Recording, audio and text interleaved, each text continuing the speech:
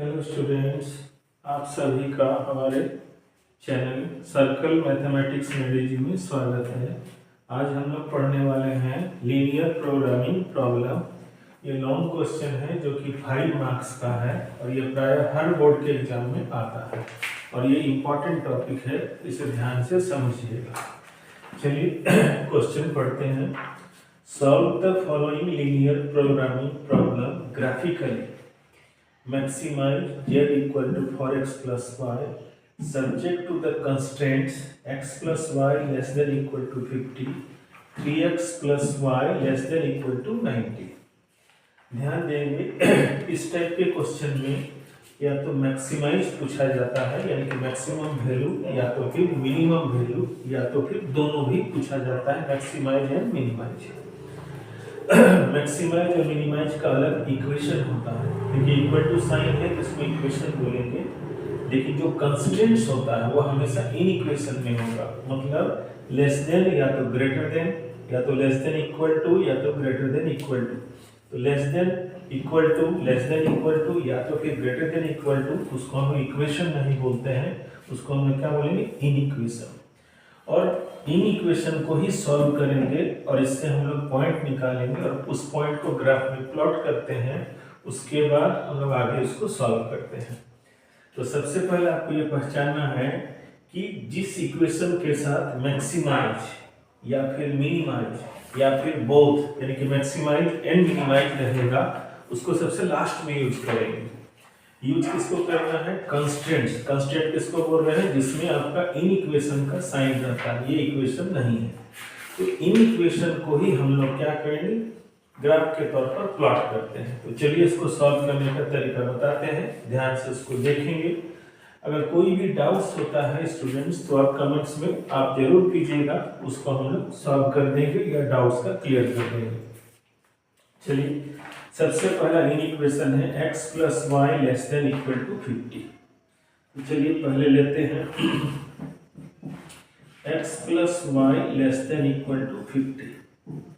सबसे पहले in equation को इक्वेशन बनाएंगे। इन इक्वेशन को इक्वेशन बनाएंगे कैसे, इन इक्वेशन में जो साइन रहता है या तो लेस देन या तो ग्रेटर देन, उसको इक्वल टू में कन्वर्ट करेंगे।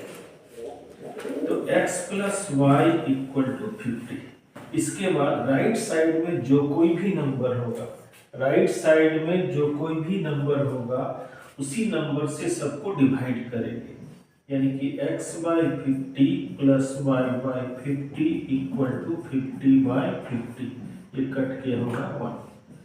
तो x by 50 plus y by 50 equal to 1। यहाँ पर ध्यान देंगे कि राइट साइड में हमेशा 1 ही आएगा, प्लस 1 ही, माइनस 1 भी नहीं। बीच में हमेशा प्लस होगा और x और y बिना कोफिशिएंट के होंगे, यानी कि 1 के अलावा कोई भी और दूसरा कोफिशिएंट नहीं होना चाहिए, यानी कि वो प्योर फॉर्म में होंगे। और अगर कोफिशिएंट होगा उसको आप या तो कटेगा तो काटेंगे, नहीं तो नीचे उतारेंगे। जब उस फॉर्म में आ जाएगा, यानी कि राइट साइड 1, बीच में प्लस, x और y प्योर फॉर्म में, यानी कि 1 के अलावा कोई भी और कोफिशिएंट नहीं होगा, तब आप यहाँ से पॉइंट निकालेंगे। x के नीचे से आपका x का पॉइंट मिलेगा 50, चूंकि x में है तो y का वैल्यू 0 होगा, y के नीचे में है तो y का वैल्यू 50 होगा, तो x का वैल्यू 0 होगा। ध्यान देंगे x के नीचे वाले से x का पॉइंट मिलेगा तो y 0 होगा, और y के नीचे वाले से y का पॉइंट मिलेगा तो x 0 होगा। आप अच्छी तरह जानते हैं किसी भी पॉइंट का कोऑर्डिनेट हमेशा ऑर्डर पेयर में होता है, सबसे पहले x होता है उसके बाद y होता है। तो उसी बेसिस पर x में x का पॉइंट लिए तो y 0 हुआ, y में y का पॉइंट मिला तो x का वैल्यू 0 हुआ। इस इक्वेशन से पॉइंट निकालने के बाद नेक्स्ट टॉपिक क्या करेंगे, फॉर शैडो। फॉर शैडो यहाँ पर भी ध्यान देंगे स्टूडेंट्स, शैडो के लिए हम लोग इक्वेशन का नहीं इन इक्वेशंस का यूज करेंगे। ध्यान देंगे, देखिए पॉइंट निकालने के लिए इन इक्वेशन को इक्वेशन में बदला जाता है, तभी जाकर के पॉइंट निकलता है। उसके बाद शैडो के लिए जब जाएंगे तो हम इक्वेशन को ना यूज करके किसको यूज करेंगे, इन इक्वेशन को। x plus Y less than equal to 50, पहला चीज। दूसरा इसमें ये ध्यान देना है कि इसमें हमेशा x और y का मान हम लोग 0 ही पुट करेंगे, किसी और वैल्यू को पुट नहीं करना है। x का मान 0 और y का मान 0 ही पुट करना है, किसी दूसरे मान को इसमें पुट नहीं करना है। तो चलिए इस मान को अगर हम पुट करते हैं तो 0 लेस देन इक्वल टू 50। यहाँ पर आप इस स्टेटमेंट पर ध्यान दीजिए कि 0 छोटा है 50 से, यानी कि ये कैसा स्टेटमेंट है, ट्रू। फॉर शैडो में हमको इतना ही जानना है कि जो स्टेटमेंट आएगा वो या तो ट्रू होता है या तो फॉल्स। ये जानने के बाद इसका यूज कहाँ करेंगे वो हम लोग ग्राफ खींचते समय बताएंगे। इस तरह से पहला कांस्टेंट का सारा वैल्यू हम लोग निकाल चुके हैं। पहला तो पॉइंट निकला ग्राफ का, दूसरा शैडो के लिए हम लोग जान पाए कि स्टेटमेंट ट्रू है या तो फिर फॉल्स। अब चलते हैं सेकेंड कांस्टेंट यानी कि इन इक्वेशन में। सेकेंड कांस्टेंट और इन इक्वेशन का इक्वेशन है 3x plus Y less than equal to 90। जैसा कि पहले वाले इक्वेशन में बताया गया था, सबसे पहले इन इक्वेशन को आप इक्वेशन में बदलेंगे, उसके बाद राइट साइड में जो भी नंबर होगा उसी से सबको डिवाइड करेंगे, यानी कि 3x बाई 90, y बाई 90 और 90/90 कटा। ध्यान दे देखिए यहाँ पर 1 आया, यहाँ देखिए 3 कटेगा तो काट देंगे, क्या आया x/30 प्लस y/90। जिस तरह से पहले इन इक्वेशन में आपको बताया गया था कि राइट साइड हमेशा 1 होगा और x और y हमेशा प्योर फॉर्म में होगा और दोनों के बीच का साइन प्लस होगा, तभी हम इस इक्वेशन से पॉइंट को निकाल पाएंगे। तो चलिए ये फॉर्म जब मिल गया तो हम लोग यहाँ x के नीचे से x का पॉइंट लेंगे 30 तो y 0 होगा, यहाँ से पॉइंट लेंगे y का है तो x 0 होगा तो y का मिला गया 90। अब पॉइंट निकालने के बाद किसमें चलेंगे, शैडो में। फॉर शैडो में ध्यान दीजिए बताए थे इक्वेशन को ना यूज करके किसको यूज करते हैं, इन इक्वेशन को। 3x plus Y less than equal to 90। इसमें हमेशा एक ही वैल्यू पुट करना है, x का वैल्यू 0 और y का वैल्यू 0। तो यहाँ 0 plus 0 less than equal to 90। तो 0 लेस देन 90, ये स्टेटमेंट भी देखिए 0 छोटा है 90 से, ये स्टेटमेंट भी मेरा कौन सा स्टेटमेंट है, ट्रू स्टेटमेंट है। चलिए स्टूडेंट्स, कंस्ट्रेंट से जो भी हमने पॉइंट निकाला है उस पॉइंट को हम लोग इस ग्राफ में हम लोग प्लॉट करेंगे। तो प्लॉट करने से पहले ध्यान देंगे क्या कि x और y का कितना वैल्यू मैक्सिमम है या फिर मिनिमम। तो यहाँ देखिए x का मैक्सिमम वैल्यू है 50 और यहाँ पर x का मैक्सिमम वैल्यू है 30, यानी कि x में मैक्सिमम वैल्यू कितना मिला 50। तो चलिए यहाँ पर लेते हैं 10, 20, 30, 40 और 50। इस तरह से x का प्लॉटिंग हम लोग कर लिए। अब चलते हैं y। तो ध्यान दीजिए यहाँ y का मैक्सिमम है 50 और इसमें y का मैक्सिमम है 90, यानी कि हमको मैक्सिमम को ध्यान में रखना है। तो कितना लेना होगा 90। इसको थोड़ा सा बड़ा कर देते हैं और ये रहा y। तो ये 10, 20, 30, 40, 50, 60, 70, 80 और 90। ध्यान देंगे स्टूडेंट्स, अगर आप इस ग्राफ में एग्जैक्टली बनाइएगा तो वहाँ पर एग्जैक्ट दिखेगा, यहाँ पर तो थोड़ा सा एग्जैक्ट वैल्यू नहीं आएगा क्योंकि हम बोर्ड में ड्रॉ कर रहे हैं। चलिए ग्राफ में हम लोग नेगेटिव साइड इसलिए नहीं लिए क्योंकि कहीं भी नेगेटिव वैल्यू नहीं आया था। पॉइंट में दोनों कंस्टेंट्स के पॉइंट में कहीं भी नेगेटिव वैल्यू नहीं है, इसलिए नेगेटिव साइड में पॉइंट नहीं लिया गया है। अगर नेगेटिव होता तो हम लोग नेगेटिव पॉइंट लेते। चलिए अब ग्राफ को ड्रॉ करते हैं। तो ध्यान दीजिए पहला पॉइंट, पहले लाइन का पहला पॉइंट है 50 के साथ 0। तो ध्यान दीजिए यहाँ 50 के साथ क्या मिला 0। दूसरा पॉइंट है 0 के साथ 50, तो 0 के साथ 50। अब दोनों पॉइंट को हम मिलाएंगे, दोनों पॉइंट को मिला दिए पॉइंट जब मिल गया उसके बाद देखिए शैडो, तो शैडो का स्टेटमेंट क्या बता रहा है, ट्रू। तो यहाँ ध्यान देंगे 11th क्लास में आपने सीखा है कि अगर शैडो ट्रू होता है तो शैडो जिधर ओरिजिन होता है उधर किया जाता है।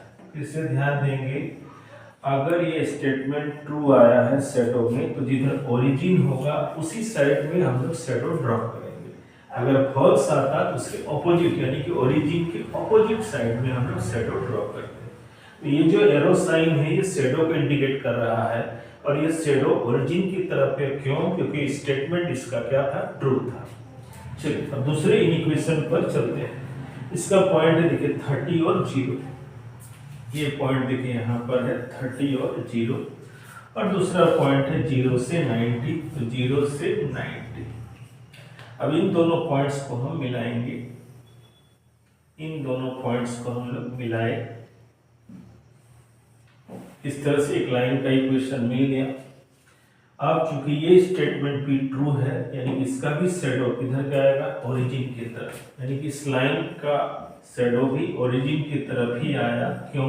क्योंकि ये स्टेटमेंट भी क्या था, ट्रू। अब आपको पता चल गया होगा कि शैडो में ट्रू और ट्रू का क्या काम है। ये स्टेटमेंट के ट्रू होने से शैडो ओरिजिन की तरफ आता है और अगर ये फॉल्स होता तो ओरिजिन के ऑपोजिट साइड में जाता।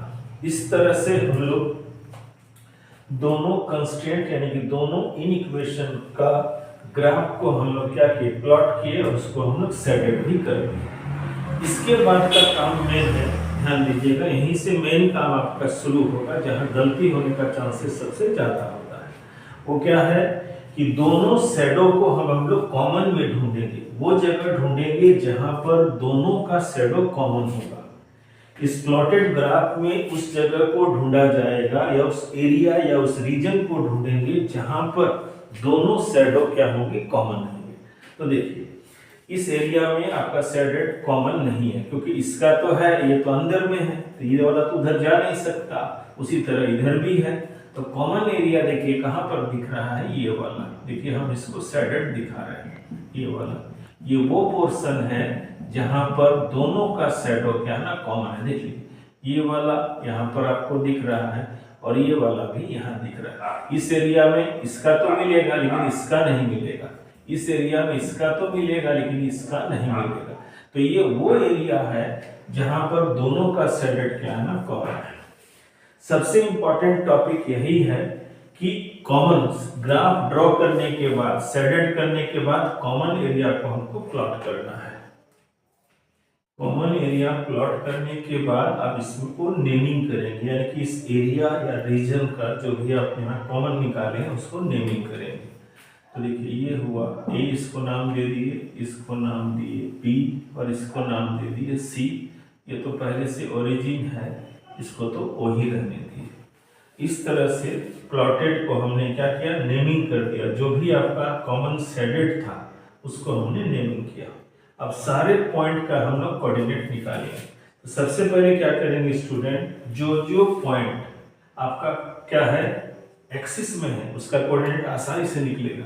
जैसे ए पॉइंट देखिए किसमें है, वाई एक्सिस में है, तो ए पॉइंट का कोऑर्डिनेट आपका निकल गया क्या 0 से क्या है 50 है। तो देखिए ए का कोऑर्डिनेट निकल गया।